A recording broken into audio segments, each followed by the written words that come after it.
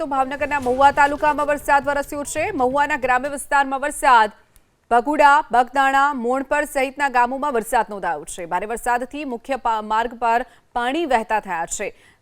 તો ભાવનગરના મહુવા તાલુકામાં પણ વરસાદ નોંધાયો છે। દિવસ દરમિયાન વાદળછાયું વાતાવરણ હતું, ત્યારબાદ બપોર બાદ વરસાદનું આગમન થયું છે।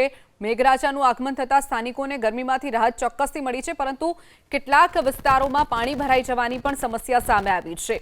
ભગુડા, બગદાણા, મોણપર સહિતના ગામોમાં વરસાદ નોંધાયો છે, તો બીજી તરફ ખેતીલાયક વરસાદથી ધરતીપુત્રોમાં પણ ખુશીનો માહોલ જોવા મળી રહ્યો છે।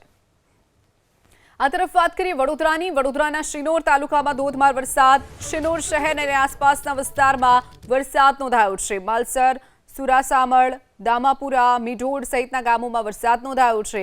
તો ભારે વરસાદથી શિનોરની બજારમાં પાણી વહેતા થયા છે। રેલવે ગરનાળામાં પાણી ભરાતા વાહન ચાલકો પણ પરેશાન થયા છે। વડોદરાના શિનોરના આ દ્રશ્યો છે, તો વરસાદને કારણે રસ્તાઓ પર જાણે કે નદીઓ વહેતી થઈ હોય તેવા દ્રશ્યો સામે આવ્યા છે। બજાર વિસ્તારમાં વરસાદના પાણી વહેતા થયા છે। તો માલસર, સુરાસામળ, દામાપુરા, મીઢોડ સહિતના ગામોમાં વરસાદી પાણી ભરાઈ જવાની પણ સમસ્યા સર્જાઈ છે।